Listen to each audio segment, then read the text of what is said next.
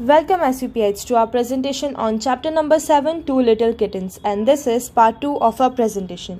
So children, in our previous presentation we read the poem. हमने अपनी previous presentation में poem को पढ़ा था, right?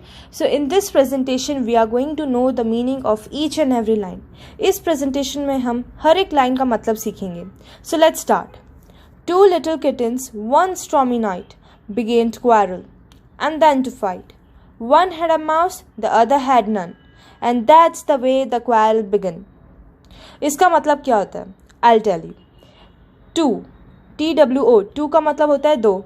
LITTLE, little, little का मतलब होता है छोटे. KITTENS, kittens, kittens होते हैं बिल्ली के बच्चे. Cats babies are called kittens. One stormy night, STORMY, stormy. Now, stormy का मतलब क्या होता है? I'll tell you. Stormy means showing signs of a storm. तूफान आने से पहले जो भी हमें संकेत मिलते हैं उन्हें हम stormy बोलते हैं. जैसे कि तेज़ हवा, बिजली कड़कती है, राइट? तो ये सब क्या है? संकेत है या फिर साइन है कि अभी storm आ रहा है, तूफान आ रहा है. तो that is the meaning of stormy. So these two little kittens, ये जो छोटी kittens थी, on stormy night, one stormy night they began to quarrel and then to fight. वो stormy night को they started quarreling, argue करने लग गई, बहस करने लग गई, and then to fight, और फिर झगड़ा करने लग गई, right? QUARREL, quarrel मतलब झगड़ा करना, argue करना, बहस करना, ठीक है? quarrel का मतलब होता है fight, झगड़ा करना, ठीक है? The two little kittens one stormy night they began to quarrel and then to fight. मतलब जो टू लिटिल किटन्स थी, छोटी छोटी किटन्स थी, वो स्टॉर्मी नाइट को दे स्टार्टेड क्वेरलिंग, वो एक दूसरे से आर्ग्यू करने लगी, बहस करने लगी, एंड देन टू फाइट, और फिर वो झगड़ा करने लगी. One had a mouse and the other had none. एक के पास माउस था और दूसरे के पास नहीं था. तो वन हैड माउस मतलब एक के पास चूहा था और दूसरे के पास नहीं था. तो the other had none, and that's the way the quarrel begin. और इस वजह से इन दोनों में क्वेरल होने लग गया, मतलब बहस होने लगी, आर्ग्यूमेंट हुआ, झगड़ा हुआ. किसकी वजह से? सिर्फ एक छोटे से चूहे की वजह से ये लोग एक दूसरे से लड़ने लग गए थे, राइट? ऐसी ही चीज़ हम ब्रदर सिस्टर्स में भी होती है. अगर हमारे भाई के पास चॉकलेट्स होती है और अगर हमारे पास नहीं होती तो हम हमारे भाई बहन से लड़ाई करने लग जाते हैं कि नहीं हमें भी चाहिए चॉकलेट, राइट? और फिर वो कहते हैं नहीं ये मेरी चॉकलेट है, मैं तो नहीं दूंगा या फिर दूंगी. तो इस वजह से एक छोटी सी चॉकलेट में एक भाई और बहन में लड़ाई हो जाती है, फिर भाई और भाई में, राइट? तो ऐसी ये जो दो किटन्स है ना, इन दोनों में भी लड़ाई होने लग गई थी सिर्फ एक माउस की वजह से, एक छोटे से चूहे की वजह से. बहुत ही फनी है ना, राइट? चलो let's see. I will have that mouse said the biggest cat. You will have that mouse, we will see about that. I will have that mouse said the eldest one. You shan't have the mouse, said the little one. तो इसका मतलब क्या होता है? Let's see. I will have that mouse, said the biggest cat. तो जो सबसे बड़ी कैट थी उसने बोला I will have that mouse. ये मेरा माउस है, मैं लूँगी इस माउस को. You will have that mouse. आपके पास हो, आप लोगे क्या इस माउस को, या फिर आपके पास होगा कि ये mouse? We will see about that. हम देखते हैं. We will see about that. ठीक है, हम देखेंगे. इसका मतलब ये होता है I will have that mouse. मैं लूँगी इस माउस को. said the eldest one. जो सबसे बड़ी कैट थी उसने बोला I will have that mouse. ये माउस मेरा होगा. You shan't have that mouse. अब shan't क्या होता है? देखो, shall not, SHALL, shall, NOT, shall not को हम shan't लिखते हैं, SHAN apostrophe फिर T, shan't. ठीक है, तो you shan't have the mouse, said the little one. तो छोटी जो सबसे छोटी कैट थी उसने बोला you shan't have the mouse, मतलब आपके पास ये माउस नहीं आ सकता, आप नहीं ले सकती इस माउस को. तो I will have that mouse का मतलब है ये माउस मैं लूँगी. किसने बोला? the biggest cat, जो सबसे बड़ी कैट थी उसने बोला. you will have that mouse, आप इस माउस को लोगे. we will see about that, हम देखेंगे इसके बारे में. I will have that mouse, ये माउस मैं लूँगी. said the eldest one, जो सबसे बड़ी थी उसने बोला ये माउस मैं लूँगी. You shan't have the mouse, आप ये माउस नहीं ले सकती हो. किसने बोला? जो लिटिल वन थी, लिटिल कैट थी, उसने बोला. ठीक है. Now let's see what happens next. I told you before, 'twas a stormy night when these two little kittens began to fight. The old woman seized her sweeping broom and swept the two kittens right out of the room. अब देखते हैं क्या हुआ. I told, T-O-L-D, told, ठीक है, मतलब बताना. I told you before, B-E-F-O-R-E, before मतलब पहले. तो I told you before मतलब मैंने आपको पहले बताया था या फिर बोला था. Twas, टवास क्या होता है?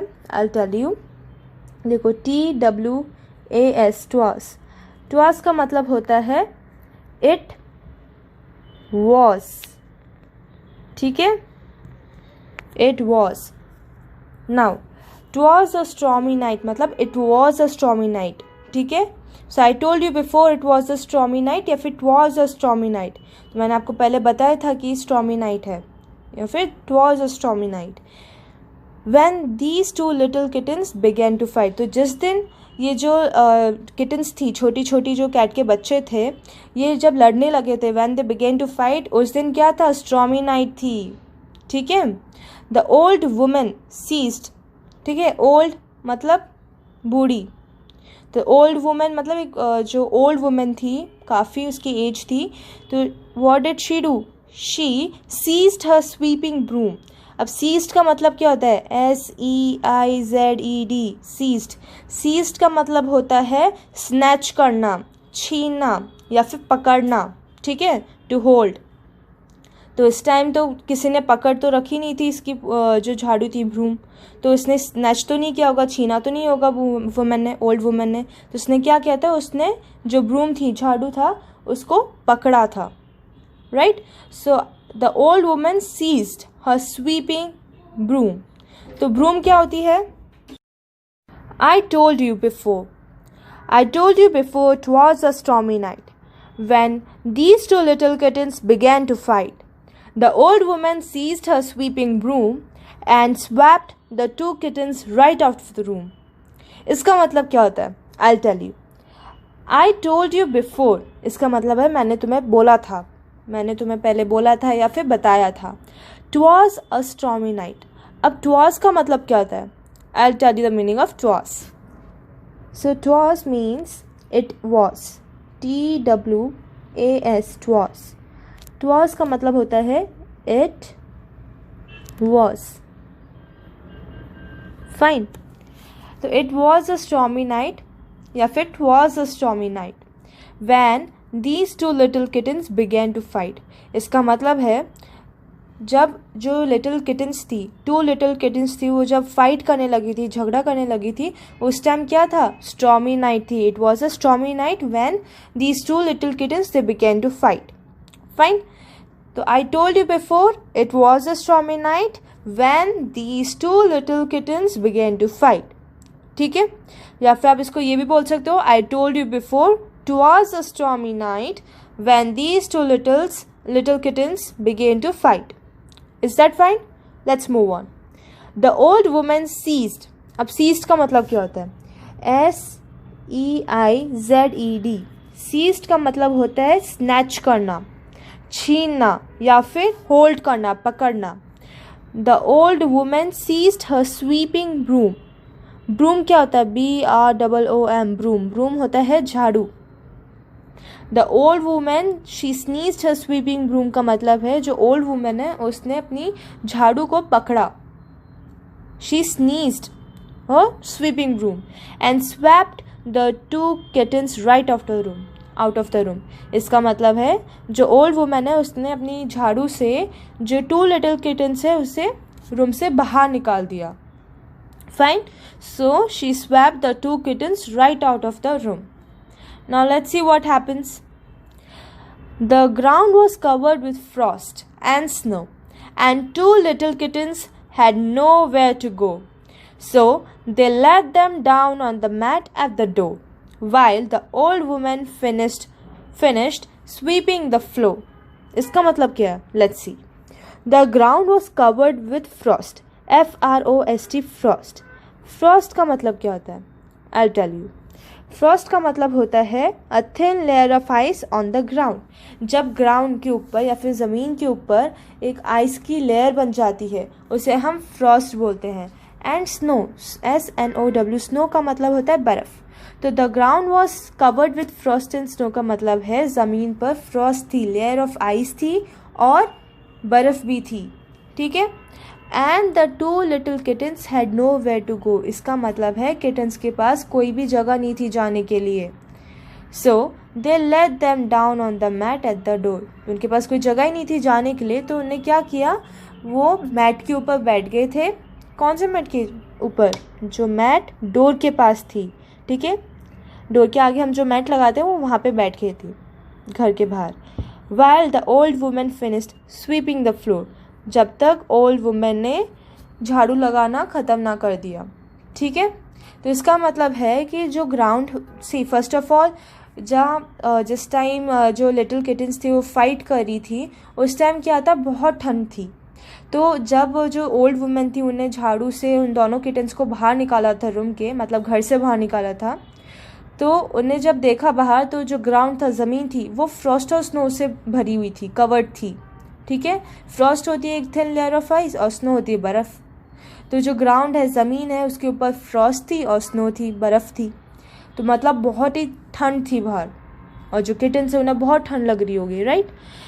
And the two little kittens they had nowhere to go, और उन दोनों किटन्स के पास कोई भी जगह नहीं थी जाने के लिए क्योंकि उन्हें घर से बाहर निकाल दिया था। So they let them down on the mat at the door, तो उन्हें क्या किया, घर के बाहर जो हम डोर के पास एक मैट रखते हैं ना, तो वहाँ पे जो लिटिल किटन है, छोटी छोटी जो किटन्स हैं, वो वहाँ पे बैठ गई, ठीक है। So they let them down on the mat at the door while the old women finished sweeping the floor, जब तक जो ओल्ड वुमेन है उसने झाड़ू लगाना ख़त्म कर दिया था, तब तक वो वहाँ पे they were sitting on the mat on at the door. फिर देखते हैं उन्होंने क्या किया। सी, उससे पहले आप यहाँ पे देख सकते हो इस पिक्चर में, see the ground is covered with snow, आप वाइट कलर की जो देख सकते हो ये स्नो है।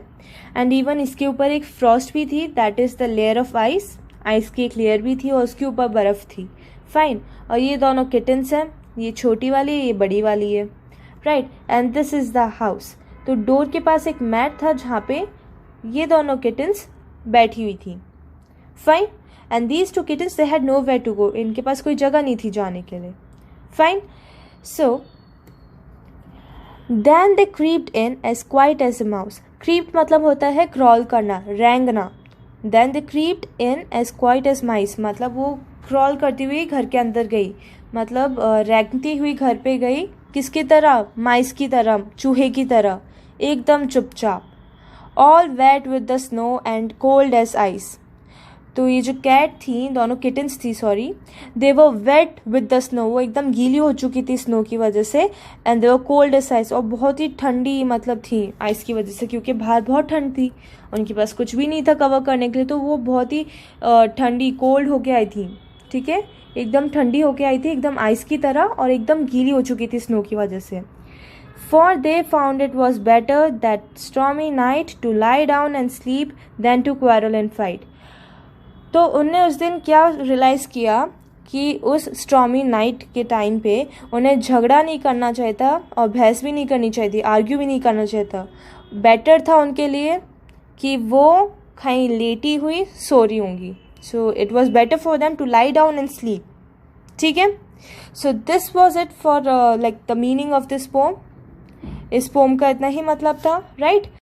So children, please learn the important words along with the spellings, and also please read this poem. So thank you.